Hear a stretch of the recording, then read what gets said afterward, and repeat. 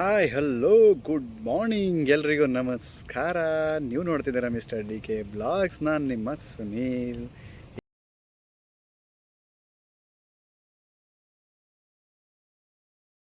ಏನ್ರಿ ಏನ್ರಿ ಏನ್ರಿ ಗಿಲ್ಲಿ ನಟನ್ ಹವಾ ಹಳ್ಳಿಯಿಂದ ಡಿಲ್ಲಿವರೆಗೂ ತಲುಪ್ಬಿಡ್ತಲ್ರಿ.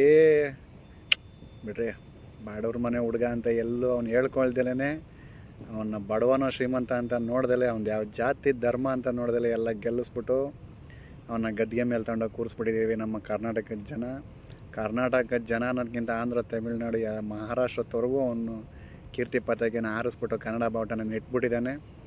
ಸೊ ಈಗ ಎಲ್ಲಿ ಗಂಟೆ ಹೋಗಿದೆ, ನಮ್ಮ ಸನ್ಮಾನ್ಯ ಶ್ರೀ ಸಿದ್ದರಾಮಯ್ಯನವರು, ಗೃಹ ಸಚಿವರು ಆದಂತಹ ಪರಮೇಶ್ವರ್ ಸರ್, ಹಾಗೆ ಇನ್ನೂ ಕೆಲವು ರಾಜಕೀಯ ವ್ಯಕ್ತಿಗಳು ಅವರನ್ನು ಭೇಟಿ ಮಾಡಿ ಕರೆಸಿ ಆಶೀರ್ವಾದ ಮಾಡಿ ಸನ್ಮಾನ ಮಾಡಿ ಕಳಿಸ್ತಾ ಇದ್ದಾರೆ. ಅದ್ರ ಜೊತೆಗೆ ಇವರು ಏನಕ್ಕೆ ಈ ಥರ ಮಾಡ್ತಾರೆ ಅಂದರೆ, ಎರಡು ಆ್ಯಂಗಲನ್ನು ಬರುತ್ತೆ. ಒಂದು ಅವ್ರಿಗೆ ಗಿಲ್ಲಿಗಿರೋವಂಥ ಪಾಪ್ಯುಲಾರಿಟಿನ ಮತ್ತು ಇರೋವಂಥ ಕ್ರೇಜ್ನ ಅವರು ರಾಜಕೀಯ ಲಾಭಕ್ಕೂ ಬಳಸ್ಕೋಬಹುದು. ಬಟ್ ಅದೇನಾರು ಇರಲಿ, ಬಟ್ ಒಂದು ಹಳ್ಳಿ ಪ್ರತಿಭೆನ ಕರೆಸಿ ಗೌರವಿಸಿ ಅವರು ಮಾತಾಡ್ತಾರೆ ಅಂದರೆ ತುಂಬ ಖುಷಿಯಾಗುತ್ತೆ. ಸೊ ಹಾಗೇ ಗಿಲ್ಲಿ ಅವನ ಜೊತೆಗೆ ಇದ್ದವ್ರನ್ನೂ ಹೆಂಗೆ ನಡೆಸ್ಕೊಂಡು, ಒಳಗಿದ್ದಾಗಲೂ ಅಷ್ಟೇ ಅವನು ಏನು ಮಾತಾಡಬೇಕು, ಎಷ್ಟು ಮಾತಾಡಬೇಕು, ಎಲ್ಲಿ ಮಾತಾಡಬೇಕು, ಯಾವ ರೀತಿ ಮಾತಾಡಬೇಕು, ಹೊರಗಡೆ ಬಂದು ಕೊಡ್ತಾರೆ ಎಲ್ಲ ಇಂಟರ್ವ್ಯೂಗಳಲ್ಲೂ, ಎಲ್ಲ ಮೀಡಿಯಾ ನ್ಯೂಸಲ್ಲೂ ಅವನೇ ಇದ್ದಾನೆ. ಇಂಟರ್ವ್ಯೂಗಳಲ್ಲೂ ಸಹ ಪ್ರತಿಯೊಬ್ಬರಿಗೂ ಯಾರು ಅವನನ್ನು ಡೈರೆಕ್ಟಾಗಿ ತೇಜವಧೆ ಮಾಡಿದ್ರು ಅವನು ಸರಿ ಇಲ್ಲ, ಬಡವ ಅನ್ನೋ ಮೊಕ್ಕೋಡ ಹಾಕಿದ್ದಾನೆ ಹಾಗೆ ಹೀಗೆ ಅಂದ್ರೂ, ಧ್ರುವಂತ್ಗಾಗಲಿ, ಅಶ್ವಿನಿ ಮೇಡಮ್ಗಾಗಲಿ, ರಾಶಿಕಾ ಅವ್ರಿಗಾಗಲಿ, ಅವರೆಲ್ಲ ಒಳ್ಳೆಯವರಾಗಿರ್ತಾರೆ. ಯಾಕೆ ಏನು ಅಂತ ಹೇಳಿ ಅವನು ಅದ್ರ ಬಗ್ಗೆ ಒಂದು ನೆಗೆಟಿವ್ ಆಗಿ ಮಾತಾಡಲಿಲ್ಲ. ಆಮೇಲೆ ನಿಮ್ಮಿಂಥ ಫೇಮಸ್ ಆದಂಥ ಹುಡುಗಿರು ಹಂಗೆ ಹಿಂಗೆ ಅಂತಂದ್ರೂ ಅವ್ರವ್ರ ಆಟ ಅವ್ರವ್ರು ಆಡ್ಕೊಂಬಂದು ಫೇಮಸ್ ಆಗಿದ್ದಾರೆ, ನನ್ನಿಂದ ಅವ್ರು ಫೇಮಸ್ ಆದರು ಅಂತ ಹೇಳೋಕೆ ಹೋಗ್ಬಾರ್ದು, ತಪ್ಪಾಗುತ್ತೆ ಅಂತ. ಪಾಪ ಅವನು ಯಾರಿಗೂ ಕೆಟ್ಟದಾಗ ಒಂದು ಮಾತಾಡ್ದಲೆ, ಅದಕ್ಕೆ ಅವನ ವ್ಯಕ್ತಿತ್ವನ ಇಲ್ಲಿವರೆಗೂ ಆ ಜನ ಖುಷಿಪಟ್ಟು ಬೆಳೆಸಿದ್ದು. ಆದರೆ ಕೆಲವರಿಗೆ ಅದು ಇನ್ನೂ ಡೈಜೆಸ್ಟ್ ಮಾಡ್ಕೊಳಕ್ಕೆ ಆಗ್ತಾಯಿಲ್ಲ. ಇರಲಿ, ಅವನು ಯಾರೊಬ್ಬರೂ ಮರಲಿಲ್ಲ. ನಿನ್ನೆ ಅಪ್ಪು ಸಾರ್ ಸಮಾಧಿ, ಅಂಬರೀಷ್ ಅಣ್ಣನ ಸಮಾಧಿ, ರಾಜ್ಕುಮಾರ್ ಅವ್ರ ಸಮಾಧಿ, 3 ಜನದ ಸಮಾಧಿಗೂ ಹೋಗಿ ಕಪ್ಪಿಟ್ಬಿಟ್ಟು ಪೂಜೆ ಮಾಡಿ ಆ ಕೃತಜ್ಞತೆ ಭಾವನೆ ಅರ್ಪಿಸಿ ಬಂದಿದ್ದಾನೆ. ಅದು ಕಂಡ್ರಿ ಒಬ್ಬ ಕಲಾವಿದನಿಗಿರಬೇಕಾದಂಥ ಗೌರವ. ಜಗ್ಗೇಶ್ ಅವ್ರ ಬಗ್ಗೆ ಒಂದು ಒಳ್ಳೆಯ ಮಾತು ಹೇಳ್ತಾನೆ.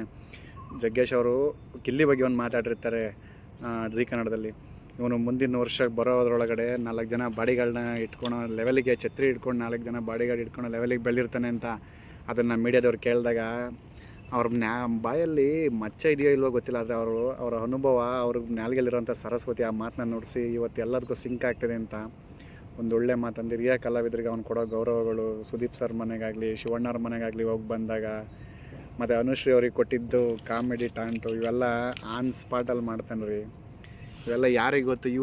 ಇವ್ರದ್ದೇ ರ್ಯಾಲಿಲಿ 1000 ಜನನ ಸೇರಿಸ್ಕೊಳ್ಳೋಕ್ಕಾಗಿಲ್ಲ, ಅವನ ಬಗ್ಗೆ ಮಾತಾಡ್ತೀರಾ?